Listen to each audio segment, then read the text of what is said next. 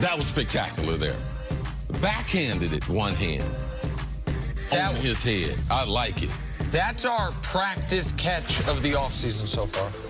All right, to the Cowboys now. With Ezekiel Elliott still holding out and no end in sight to the stalled negotiations, Dallas has started to look at life beyond Zeke. But how do you replace the productivity of arguably the best back in the league? How about rookie fourth-round pick out of Memphis, Tony Pollard? Sure, he had just 16 yards on 4 carries in his debut on Saturday, but that doesn't have Jerry Jones the least bit concerned. He looks confident out there. We know he's inordinately understanding what it is he does and can do. And we've seen him do it. We know he's capable of, if he really needs to, carry the whole load. All right, CC, is Jerry Jones sending a message to Zeke? All right, we got Alfred Morris, we got Tony Pollard, we got Mike Weber. We're good. We don't need you. Is this a message from Jerry Jones? Well, he sent a message earlier. That's why Zeke went off to Mexico. When he told him, no, I can't afford to pay you that. And Zeke, the contract offer that the Cowboys offered him, they were so embarrassed with, they haven't even come back with the counter offer. So I think that there has been a message sent. I don't think having these press conferences daily is trying to send a message to Zeke. I think it's more trying to encourage the other players the way Jerry has done. If I'm a player and I've replaced one of their star players, and then now Jerry is not addressing me out there, because the staff has said he's had an outstanding camp, but he's not Ezekiel Elliott. But as a running back, you have to be careful, because they find running backs anywhere. Undrafted, drafted low, high drafted, but they're more likely you can be replaced, your productivity, some of it, by anybody at running back, more so than any other position. The reason why is running back skills, they're natural, they're God-given, their vision, their ability to cut, read the holes.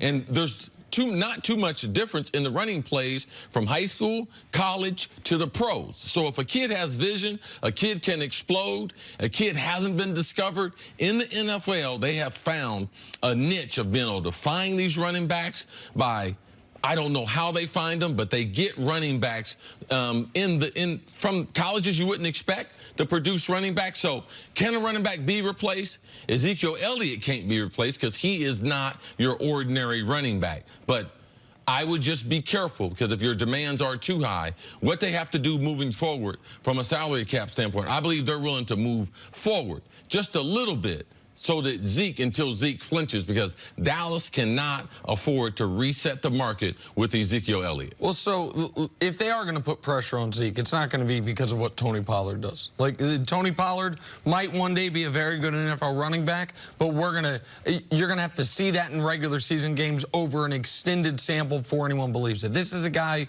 who had 139 carries in his entire collegiate career. That's about 5 games for Ezekiel Elliott, 6 games maybe for Zeke. So that's like that. And so the idea that the Cowboys just say, oh, we don't have Zeke, we're just going to go with Tony Pollard, Mike Weber, and Alfred Morris, it would be an obvious downgrade, even if Pollard is one of these diamonds in the rough, one of these guys that you find, you're like, wait, from the University of Memphis, this is what he did. For the Cowboys and Zeke, though, here's the conflict. Because Chris is absolutely right, that you can find league average or slightly above average running backs almost anywhere. So you are paying for the difference between 75% of the production Zeke gives you and 100%. Because you can get 75% of the production he gives you for probably $2 million a year.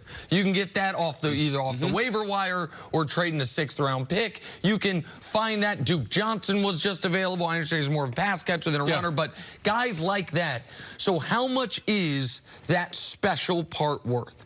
Because while the running backs that are league average, you can find them anywhere, there's only a handful. There might be fewer great running backs than almost any other position. You just mentioned Adam Thielen. He's an outstanding wide receiver, but there's probably 7 or 8 guys better than him. We talk about pass rushers. DeMarcus Lawrence just got paid top of the market money. You could probably Khalil Mack, Aaron Donald, J.J. Watt. You go down the list. Those might be 7 or 8 pass rushers better than him. Running backs, there's 3 or 4 really great ones.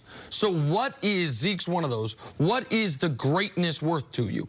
As opposed to just plug and play someone else. That's what they're haggling over. Because you're really paying 12 to 14 million a year just for that spread of the 75% production to that top 100%. Because this is the quintessential definition of force multiplier. There are many running backs out there, but here's a guy who makes your quarterback better, who helps your line, who helps the whole offense run. That's when Eric Mangini comes on and talks about a guy who actually makes the whole team better, everyone around him. Is that the case, that Ezekiel Elliott is one of those guys? He really is. I mean, you put him in a very special category. I like the way you explained it, because we have devalued running backs over the course of NFL history. But as you can see, if you are special, if you are Le'Veon Bell, yes, you will make the offensive line better. You will make the wide receivers better. If you're Todd Gurley and you're healthy, yes. But those are the only handful of backs that we do have. Nick makes a great point. If you look at the other positions, man, you go to wide receiver, there is a bunch of them. If you look at defensive ends, there's a bunch of them.